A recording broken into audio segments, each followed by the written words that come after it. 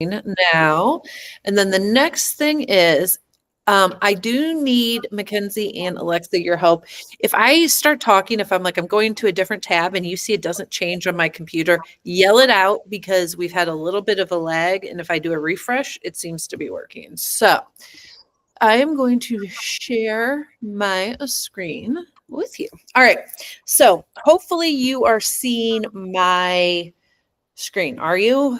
Yes. Yes. Okay, great. Now, for some reason in the beginning, it tends not to work on my end and then it starts. So we're just going to kind of go with it and hopefully my end will get going here. I'm going to go into this and this. Okay, we should be good to go. So, all right. Normally I ask this as a question, but because it's just us, I'm just going to put it out there. I think that one of the biggest issues that we have with anything like this is, okay, well, now you're introducing another platform to us, even though SeeSaw has been around forever. And then the piece of how do I use it to meet my students' needs, and it's also not something that we require in the work. So you may be saying, well, I don't really use it at all. And if that's the case, then that's okay. If you have something that's working and meeting your needs, then do that. But we're just going to take this time and kind of show you a different way. So Alexa, if you have the ability to log into your SeeSaw account in a different tab, and if you don't, that's okay. Just follow along with my screen. That'll be fine. Okay. So the thing that people have been the most interested in today, I think, is where I'm going to go with this. So a good starting place is always this explore libraries. All right. And you can see your classes are down here. If you have a bunch of classes and you only want your homeroom class, let me know. Or you can follow the directions that I just put out in TNL newsletter, or I can do it for you. It's fine. All right. Two things I want to show you on this page. The first thing I'm going to show you is this. I want you to click Browse by Standards and Curriculum. And it took me to a new tab that you should be seeing. Yes. I'm going to see that. Is it what? I don't see that, but I'm on my page. Okay, so go to, when you are in your main page, click Explore Libraries. And then does yours look like this? I heard you say that. I just didn't know where that was. Okay. And then you're going to click this tab. Okay. Okay. So then, yes, you can search by standards and you would do that the exact same way, but I want to show you something a little different. Okay. I'm in the other tab now. If I click on this curriculum link, SeeSaw is aligned with benchmark. So if we do benchmark and we do standards, we're always going to pick the Missouri standards because that's where our priorities came from. And we're going to click second grade. You don't need to click any of this, and everything defaults to English or Spanish for this part. Now, earlier today, this took some time, so we have another option if this doesn't pop right up. But basically, what this is going to bring is everything in SeeSaw that can support the work that you're doing in benchmark. And so it will go by a unit view, not a lesson view. It is still searching. You can see that's what here we go. Okay. So did the view change where now you're seeing it says grade 2, unit 1? Yes. Okay, Yes. perfect. Okay, so I forget you can't see us. For benchmark. Do you know what unit? Probably 4. Oh, we just started 4. Okay, so I'm just going to go into that one so you can see it. And you can search for specific things here, or if you just want to look at the general view like I'm doing. Okay, so here is benchmark unit 4 for second grade is aligned with many characters, many points of view. All right. So any of these, let's look at this first one, asking and responding to relevant questions. We know that this is also one of our standards. So if I look at this and I go over here, I can see that SeeSaw has 51 things that support the standard. So if I click this, I now can see every single way that SeeSaw in its platform has to support this standard specifically in unit 4. So if there's a kiddo who I need additional data from, if I get to the end and I'm like, whoops, this happened to me all the time. Alexa, you were on my team, you knew this, that I was like, oh, I don't have enough data for this like one point. Okay, well then we can go in and kind of filter it and pick activities where we can get what we need to look at the child's growth. So I'm going to look down here under this one and it will tell you like what it is. So this one, I'm going to click on assessment, key details. And you can see, hopefully it changed my tab. You can see that then everything brings up that will support that. So what I really like about this, excuse me, is I can do this present to class option. And then this becomes a modeling tool as well. So if your kiddos don't use SeeSaw, but you're realizing like, hey, there's a lot of stuff in here. Maybe we want to kind of slowly start to adapt this.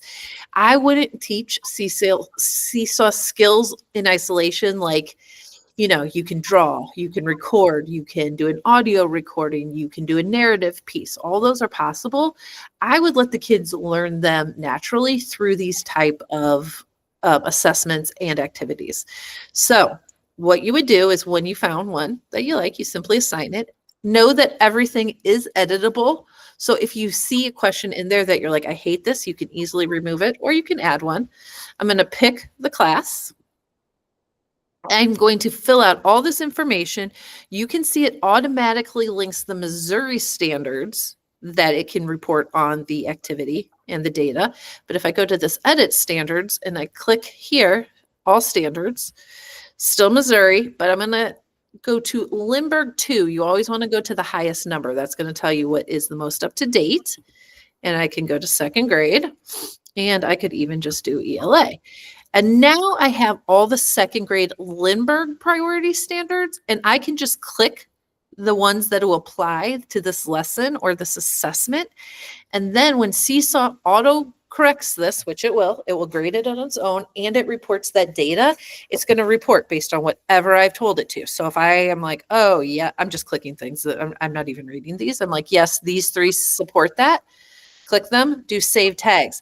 Now I have the state, but I also have our Lindbergh ones. You're going to do that. You're going to do assign now. And then let me get back into a tab here. Where you're going to find all of this is you're going to go into your, okay, so you've assigned the activity. The kids have done it. They've submitted it back to you. SeeSaw scores it on its own. You don't have to do any grading with this, as long as you're using things from the SeeSaw library.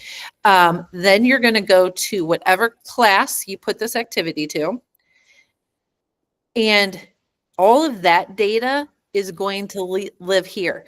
Now, the problem with this is because I have admin view, I don't have any students linked to my account, which is why we can't see anything.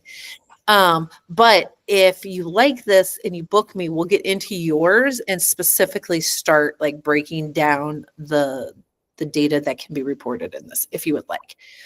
You're going to have two views once you're in Gradebook. Activity is going to give you, if I do this activity, let's say it's about finding central message, it's going to link every standard, every Missouri or Lindbergh standard to this activity that it touches. So I might, when I'm in activities view, see that, oh, this thing that the kids just did actually gave me data for 3 standards. However, you can click standards view, and then all your data would be here, and I can see exactly how my students are doing in just that one particular standard. So when you look at things like, did this lesson meet the objective of the group? That's a great thing. Or if you're looking for, wait, we got to differentiate a little bit. That's where you can find some of that information. And I apologize that I don't have a view of this without, if we weren't recording it, I could get into some different things, but I don't want to pull up any data that actually has a student attached to it at this point, but that's how you would do it. Okay. So the last thing, and then I'm going to stop talking. Let me find it real quick here. Okay. So to find what I'm going to now, I'm going to go back to home, explore libraries. And this is your like parting gift for December and actually the rest of the year if you use it. So I'm going to click this December Classroom Dailies. Do you see that under featured collections? Oh, yes. Okay, so I click here and then I'm going to click my grade level. Now, I love these. Some of them are just like, social emotional check-ins, which are always good. It's always good to know about that. But they actually have like something for every single day of the month of December. And a lot of these, like, I wouldn't do them every single day, but I would look at them and be like, oh, a story elements one, that might be pretty good. Or winter scavenger hunt. That's kind of fun. So it will give you these. You could do them as morning work, you could do them as early finishers, but people have been really loving these when I showed them today because there's literally something for every day. And again, it's going to be aligned to standards. It can collect that data from you. And this is just a really good thing, especially in December when we're getting to that time where it's like, oh my goodness, we've got to give them some different things because, they're getting restless. So, yeah, check it out when you have time. But this is just a wealth of information. And again, it's would take about 10 seconds to send this to your class with no work on your part. And that is that December classroom dailies. I actually tell people who use SeeSaw, start using this from August, and it will teach your kids how to use SeeSaw through specific activities.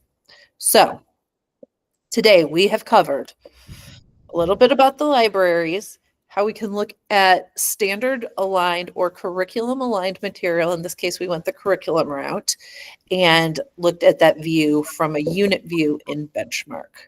So with that, I'm going to stop sharing my computer. I am also going to turn off the recording.